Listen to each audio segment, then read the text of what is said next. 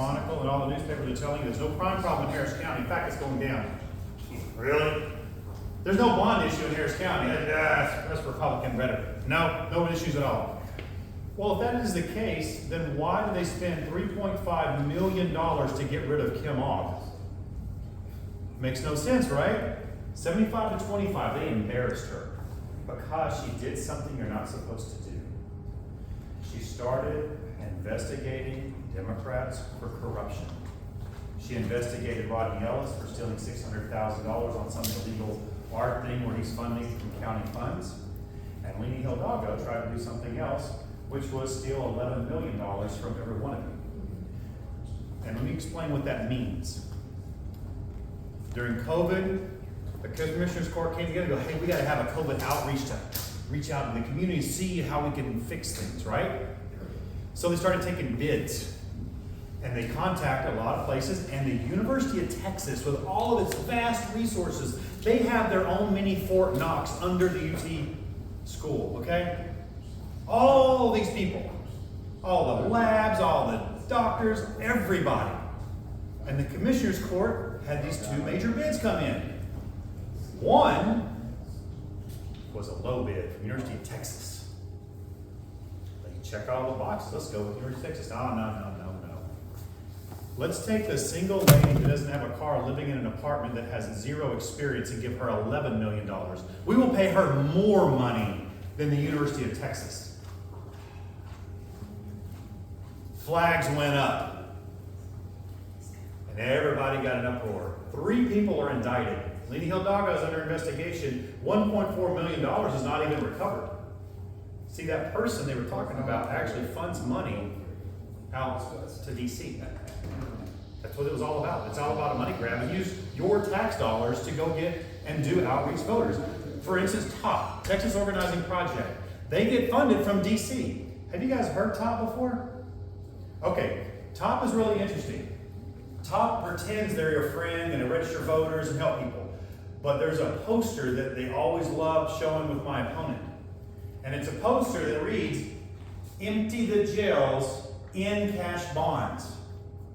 It almost is like adopt a felon person. I mean, hey, you can go down there and adopt one if you want. But that's what the plan is. An in cash bond, that means either lock them all up or let them all out. Which one do you think they're going to do? And this guy's standing next to it.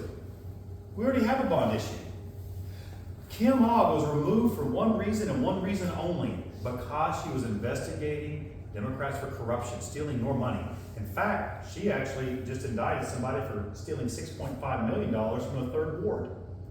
Remember the water issue we had? $600,000? That actually is blown into the millions now, where the person in there was having family friends, putting contracts in, we're going to go out and do water stuff.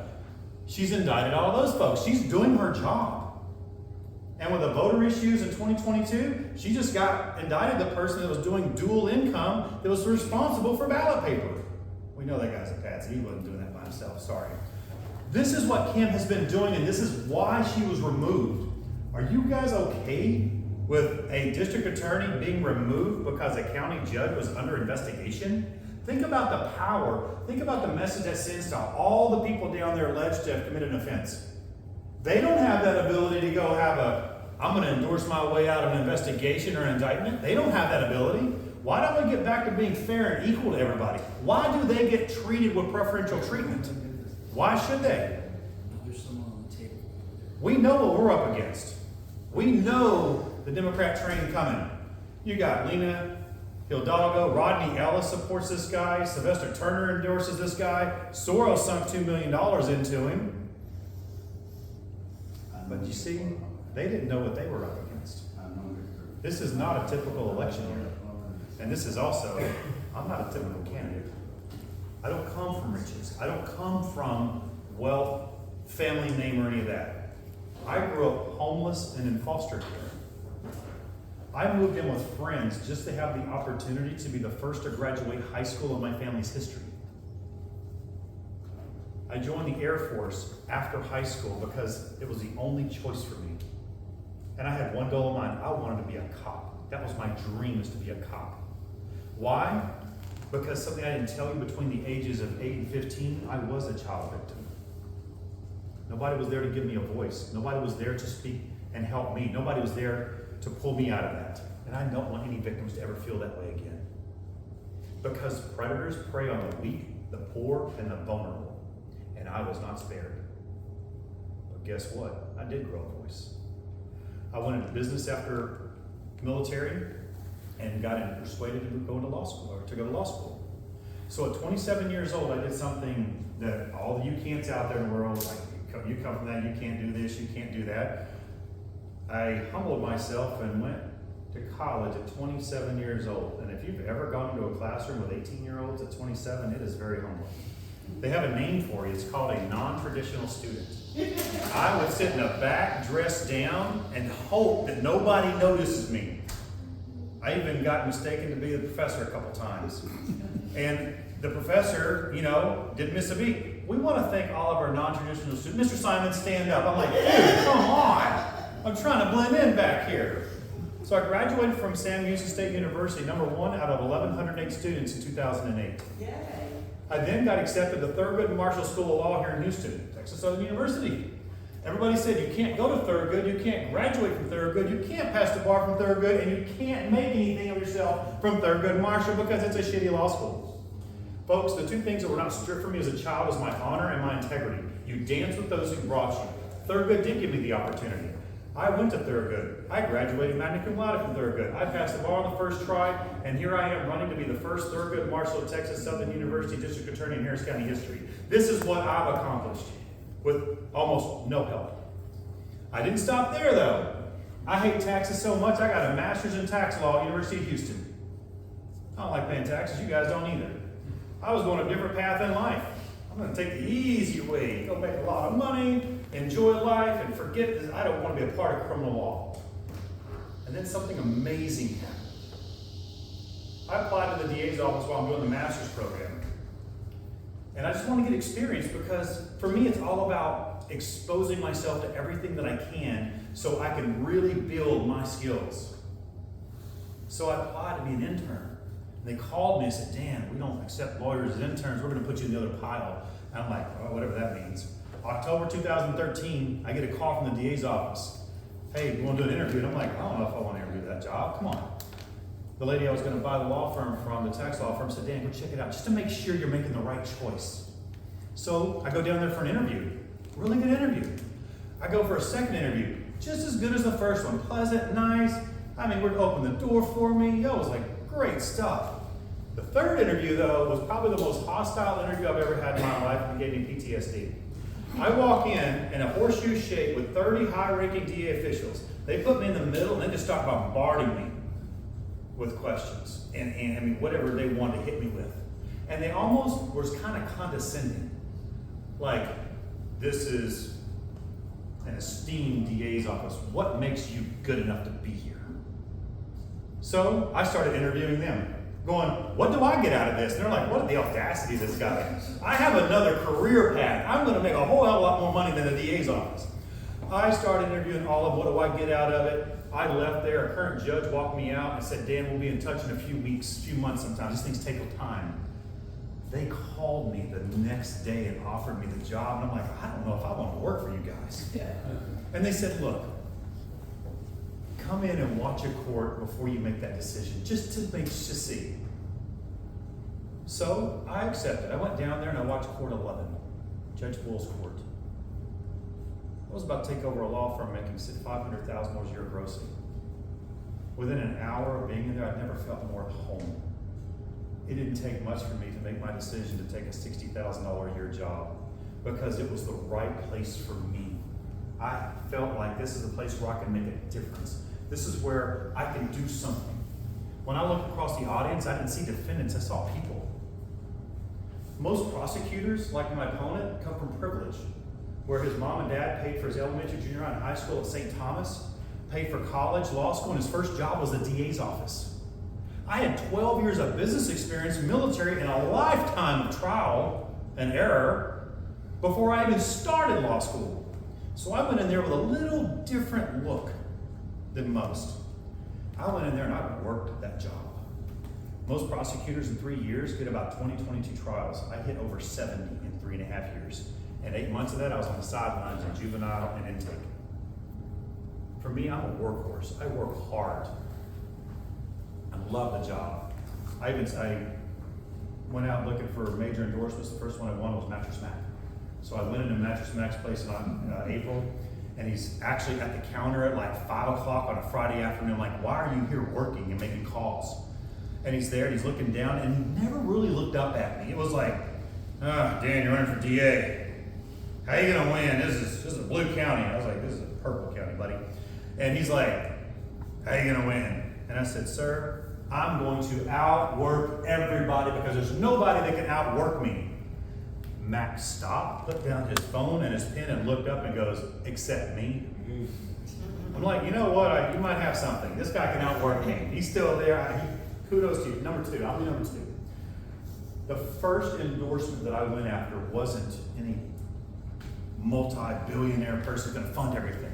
It wasn't any fantastic, amazing presidency or candidate or elected official. It was Mattress Mac. And it wasn't for money, and it wasn't for his billboards or his ads or anything.